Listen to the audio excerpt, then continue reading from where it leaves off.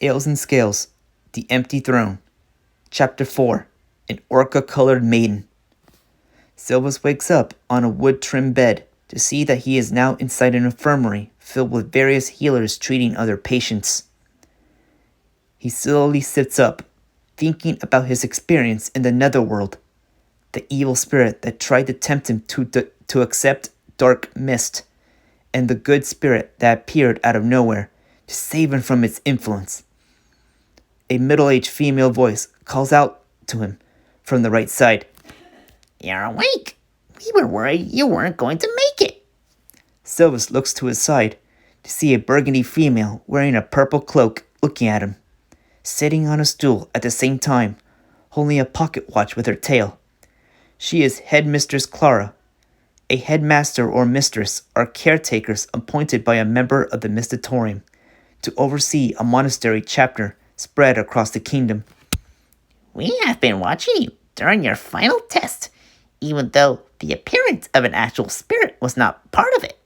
But again, you managed to resist the temptation. I say, congratulations, young one.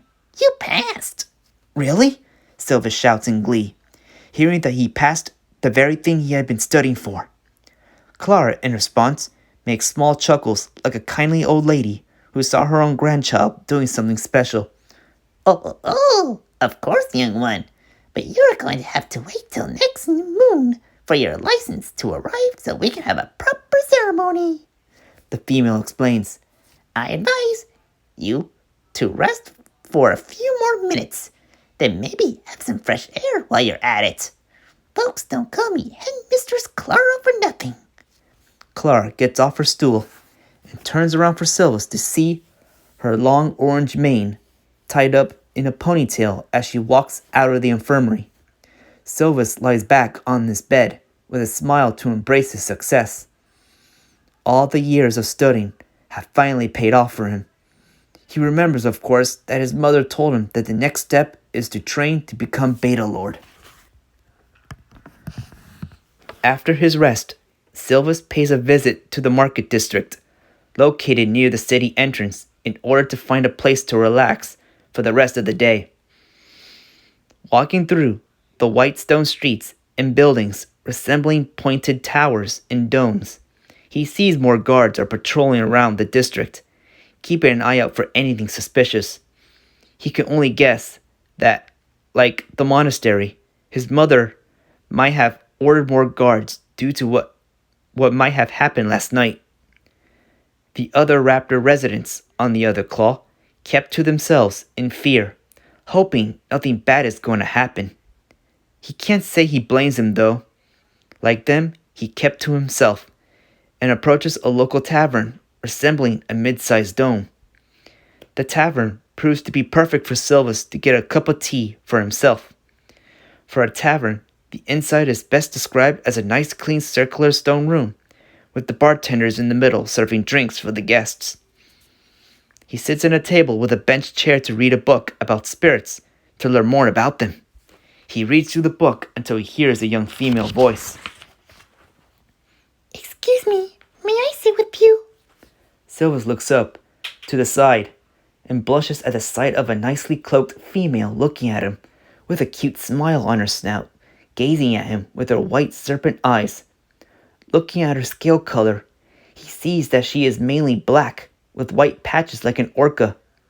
Her white mane almost resembles his mother's, only a bit shorter. Scanning to her busty chest, he sees a strange-looking green amulet with a serpent eye in the middle, which he finds odd. The female makes a cute giggle, as if she enjoys him checking her out, followed by, "Well, can I?" Silvus breaks his trance and nervously lets the new female sit in front of him. As she sits, the female moves her tail beside her, sticking it inside the table. "You should move your tail inside as well. Don't want to have it stepped on, do you?" The female advises him, tilting her head like a curious puppy. Silvus looks around the tavern to see her point.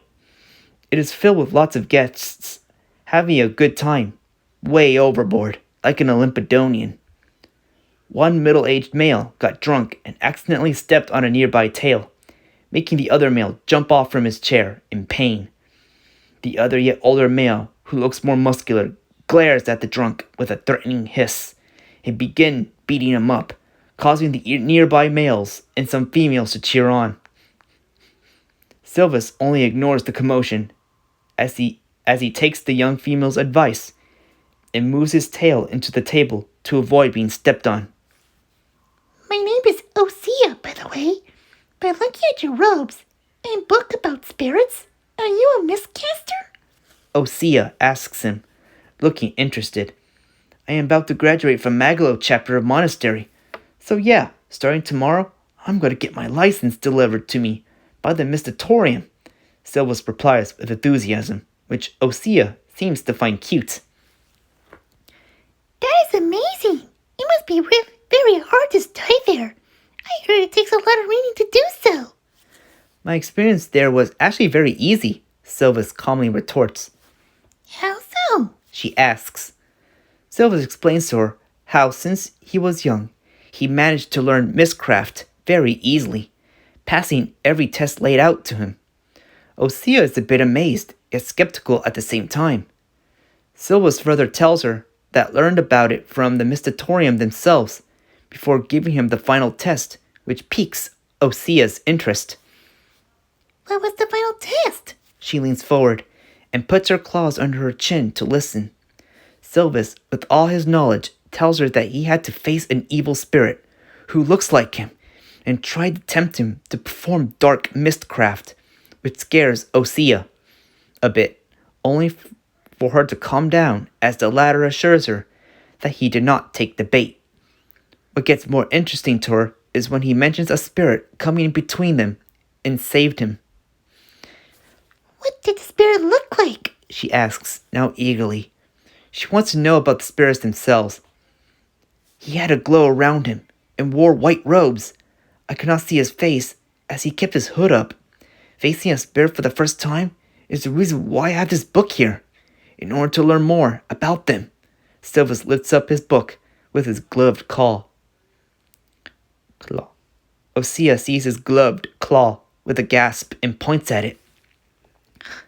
Forgive my sudden changing topic, but what's with the glove you are wearing on your left claw, but not the right? Silvus looks at his gloved claw that she is referring to.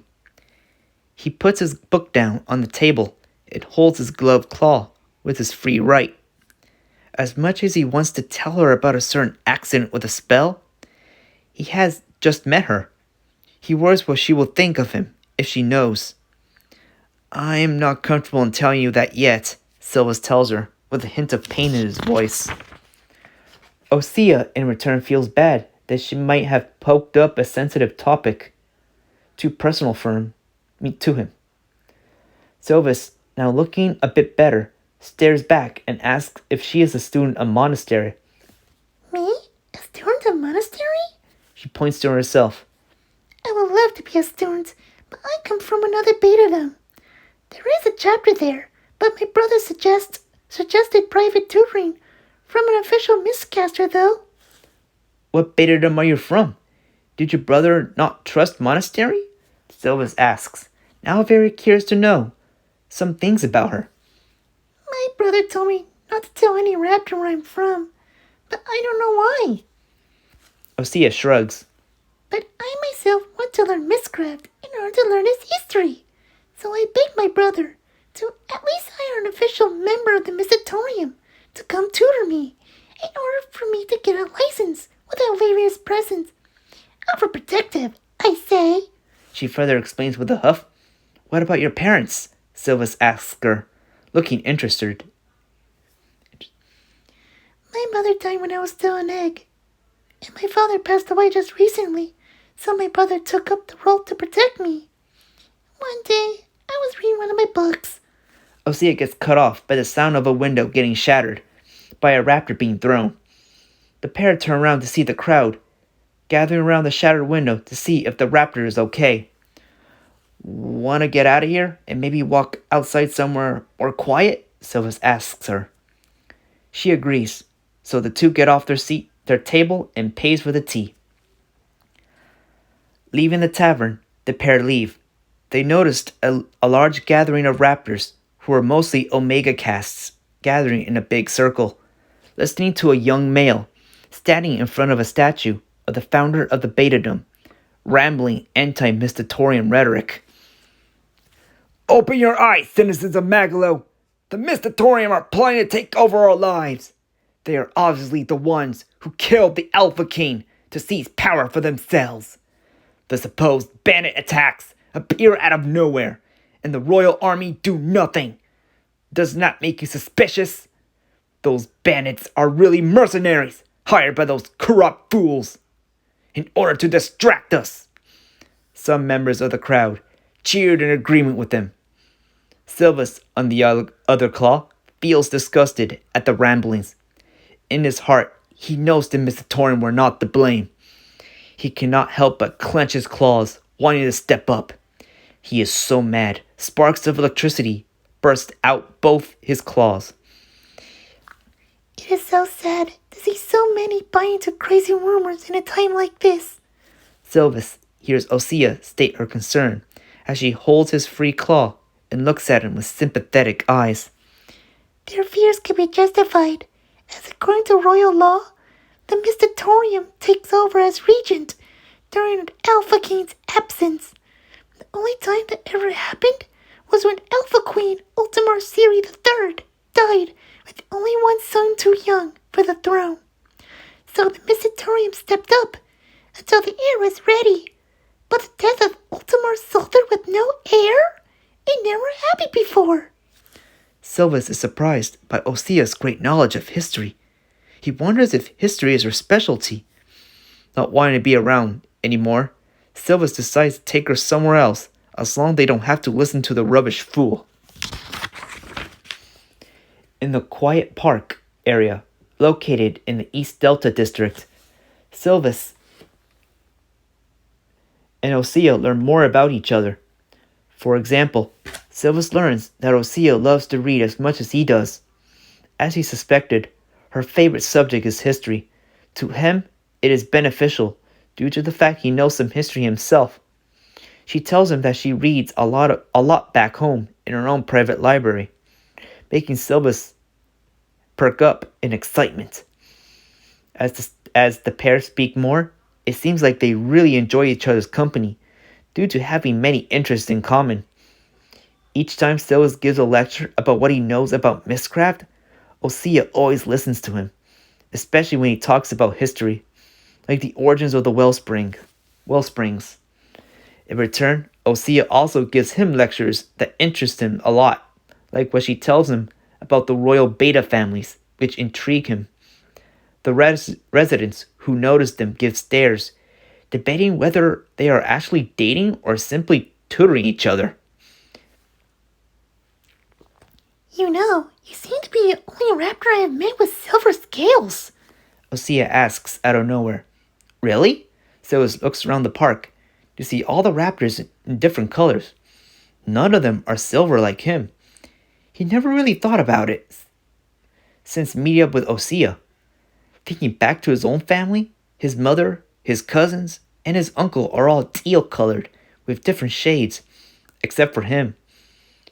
From a nearby fountain, he looks at his reflection, while Osea follows suit. Silvus looks at his reflection, now thinking about it. You know, I never really questioned about it. He turns to her. I think my scale color might have been inherited from whoever my father is. What do you mean by whoever your father is? Don't you know him? Osea asks him, very surprised he questioned who his father was. I never met my father, so my mother raised me alone, growing up with my uncle's help. He treats me like another son to him, Silvus explains, calming Osea, who is still a bit uneasy. Then she snaps up as if she has an idea. Were you around when the Alpha King died? She asks, rising up on tiptoe to look Silvus directly in his blue eyes. My mother told me I was still an egg in her womb, not laid yet when he died. Why? Silvus answers, dumbfounded at Osea's sudden outburst. She turns around back in normal stance, thinking to herself until a male authority's voice calls out. My lord! The two turn their heads to see a pair of guards with a carriage attached to a stegosaurus. Your mother is calling out for you, First Delta. She said it is urgent, the guard commands. First Delta? Osea turns her head facing Silvus. You did not tell me you're a noble. That did not come to mind. I hoped to tell you a bit sooner, but it seems the guard beat me to it. Silvus struggles with explaining, scratching the back of his head. It was nice meeting you. I really enjoyed your company, but I better head to my mother. She is the beta lady here. Silvus starts to head to the carriage, but Osea stops him. Wait, I just realized I never got your name. Oh, right. Silvus boops his forehead. My name is Vessel Silvus, but call me Silvus. Vessel is my clan name. Osea giggles, with her cheeks turning red, and walks up to him to whisper. Can you keep a secret? Silvus whispers sure, as Osea goes on. I know I told you that my brother told me not to tell, but I'm from the Manchester Betadom. So if you want to come see me again, I'll be in Rookengrad. I really enjoy being with you too. As the two are saying their goodbyes, the guards by the carriage are getting impatient. Looks like our young lord has already claimed a future wife, one guard states, earning him smack in the back by the other guard. Don't be such a smart aleck, wise guy. They probably just met each other, so don't get your hopes up, the other guard scolds as Silvus begins to approach them. Let's go see what my mother needs of me, Silvus commands, as he gets into the carriage. While the two guards climb up into the carriage, Silvus peeks through the window to see Osea one last time as she waves back to him with a wink, making Silvus feel his heart race. He leans back with his arms behind his head while the carriage begins to move, heading to the Beta's palace. End of chapter 4.